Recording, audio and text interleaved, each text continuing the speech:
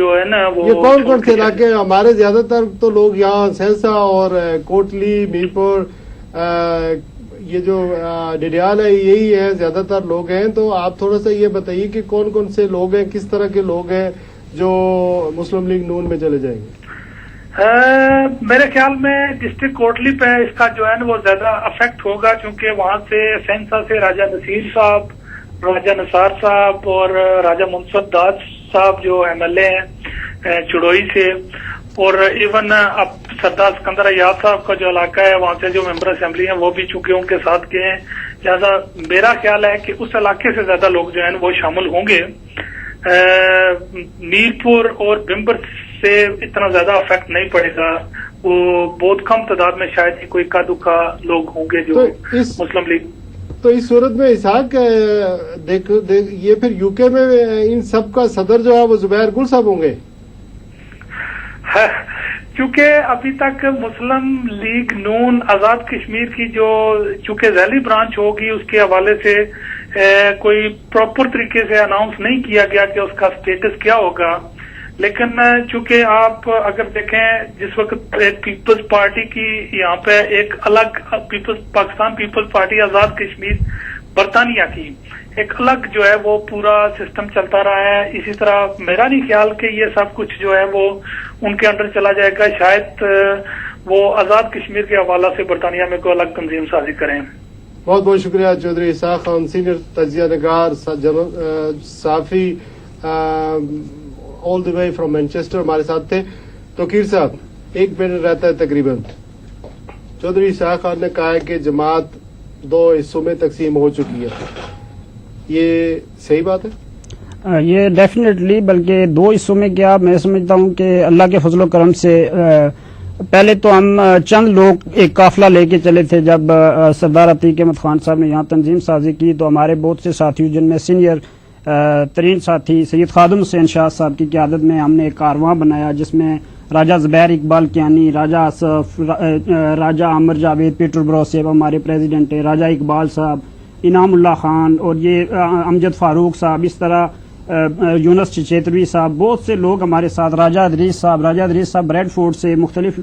تو اب اللہ کے فضل و کرم سے آپ سارے لوگ تھے, لیکن ابھی جو ہے گروپ بڑا ہو گیا, اور جب عہدے کی تقسیم ہوگی یا کوئی معاملہ ہوگا تو وہ بھی شامل ہو گئے دوسرے والے, تو پھر اس پہ پھر لڑائی ہوگی, پھر تقسیم ہوگی. ابھی اس پہ بھی گفتگو کریں گے, لیکن ناظرین پروگرام میں وقت ہوا ہے ایک بریک کا, اور بریک کے بعد جو ہے منظر جاری رہے گا.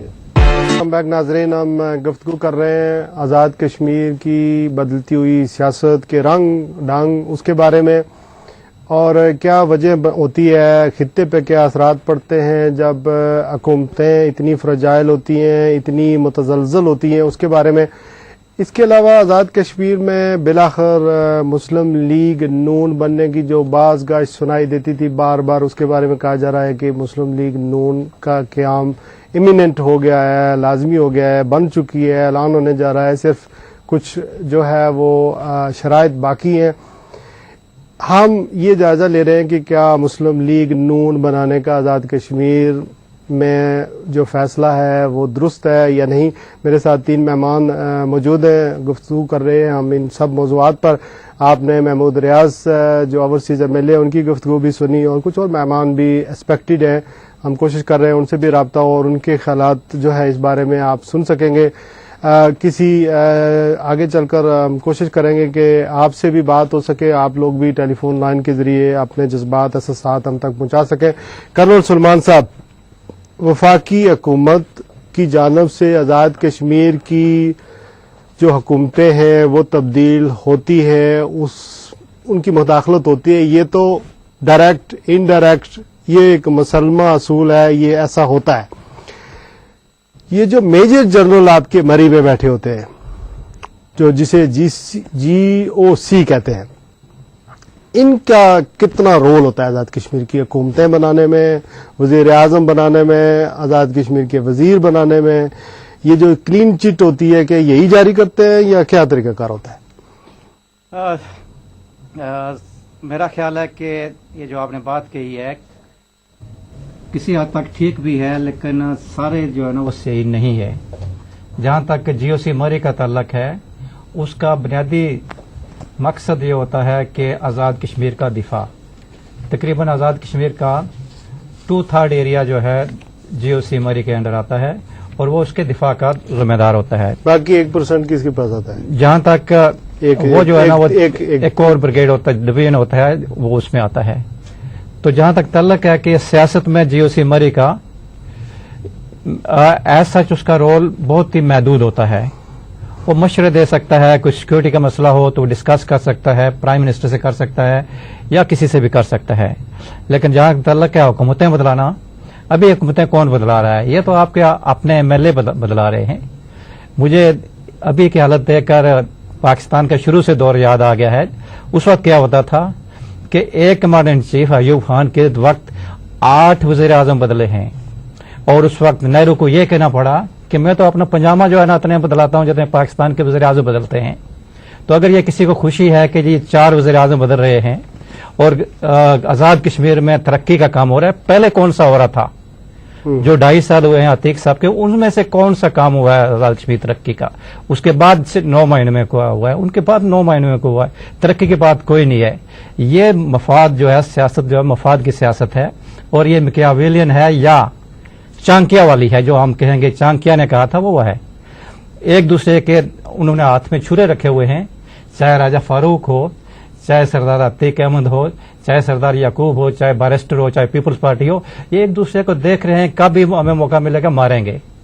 अगर यही लोग थे प्रीडोमिनेंट जिन्होंने सरदार अतीक के खिलाफ वोट दिया था और वो तस्बीह करते रहे असेंबली में, अभी वही सरदार अतीक हैं जो उन्होंने कहा जी फारूक अभी अच्छे हो गए, अभी जो है ना वो फारूक साहब बन गए और अभी फारूक साहब जो है ना अभी अतीक खान खराब हो गए।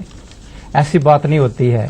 ये बहुत पैटी है। इन लोगों को इस्लामाबाद और मुजफ्फराबाद की सियासत से निकलकर ओवरऑल देखना चाहिए क्या हो रहा है मकबूजा कश्मीर में। इनसे तो बेहतर फारूक अब्दुल्ला का बेटा है। कैसे? इससे बेहतर वो है कि वो कम अज कम बात कर सकता है, वो असूल की बात रिजाइन कर सकता है, वो इंडियन आर्मी को आंखें दिखा सकता है। उसके लिए वज़ीर आज़म आते हैं, उसके लिए कहते हैं कि आकर दिल्ली में शिरकत करो अपने कॉन्फ्रेंस में, कहता है जी नहीं मैं इधर इस वक्त अपने हालात कंट्रोल कर रहा हूं और वो इस हालात में भी सही बात कर सकता है। ये क्या है? नहीं ये पाकिस्तान की हुकूमत का जो आपने कहा है उसका तल्लक रहा है, उसका नेगेटिव तल्लक ज्यादा रहा है, पॉजिटिव बहुत कम रहा है। चाहे भुट्टो का जमाना हो, इनसे पता करें सरदार कुय्यूम साहब के साथ क्या किया था उन्होंने। अगर इनको याद हो, पीपल्स पार्टी तो वही है, वो किसी रूप में वही है।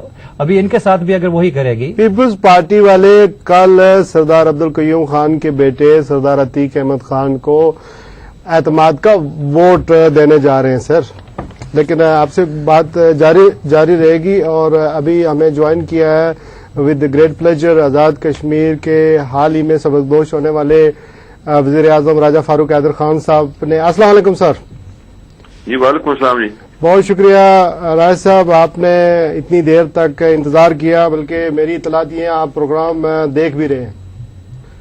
जी नहीं, इधर नहीं आ रहा, वो टीवी पे नहीं आ रहा, सुन रहा था कुछ देर के लिए। अच्छा। उसे मोबाइल पे जी, फिर बहुत नहीं, फिर कुछ और लोग आ गए थे तो यहाँ नहीं आता, वो टीवी पे नहीं आता। अच्छा, बहरहाल आप इस वक्त ऑन एयर हैं, आपको यूके बरतानिया के अंदर पूरे में, यूरोप में, मिडिल ईस्ट में, सब जगह सुना जा रहा है। आप ये फरमाइएगा कि आपके खिलाफ जो तहरीक अदम एतमाद पेश हुई उसके बुनियादी असबाब क्या है? क्या वफाकी हुकूमत की जानब से मुदाखलत हुई या इंटरनल ये मुस्लिम लीग की, मुस्लिम कॉन्फ्रेंस की जो ये सारी कार्रवाई थी? ऐसा जी, मैं वजीर आजम बनने से पहले, जब से मैं 2006 में असम्बली का रुकन बना, मैंने जो आज़ाद कश्मीर के रियासत को जो मसाइल थे उनके बारे में वक्तन फवक्तन में अपने बयानात में उनका इजहार करता रहा। और उसमें यह था कि हमारी जो मंगला डैम की जो आमदन है, रॉयल्टी के बजाय हमें नेट टाइटल प्रॉफिट मिलना चाहिए। हमें इसमें जो है नेशनल फाइनेंस कमीशन में हमें बैसियत है, उसमें हमारी नुमाइंदगी होनी चाहिए। हमें इरसा जो है इंडस रिवर वाटर जो ये अथॉरिटी, इसमें हमारी नुमाइंदगी होनी चाहिए, इसलिए कि हमें भी पानी चाहिए। हम अब देखिए ना, मीरपुर के लोगों ने 2 दफा अपने बुजुर्गों की कब्रों को नीचे डाला और उनको जो है 123 क्यूसेक पीने के लिए और तकरीबन कोई 400 क्यूसेक ज़राअत के लिए जो है ना वो पानी नहीं दिया जा रहा।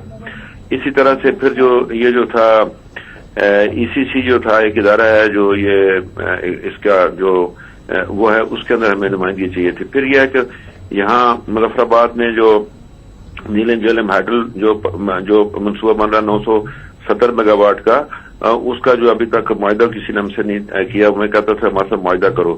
پھر یہ جو آزاد کشمیر ہائیڈل کے جو پوٹینشیل تھے، میں یہ کہتا تھا بجائے انڈیپینڈنٹ پاور جو تھے ادارے ان کو دینے کے بجائے یہ پبلک سیکٹر میں گورنمنٹ آف ایجے کے ان کو چلائے، بینک سے کنسورشیم سے مل کے، وارڈا کے ساتھ مل کے، تاکہ آزاد کشمیر حکومت کی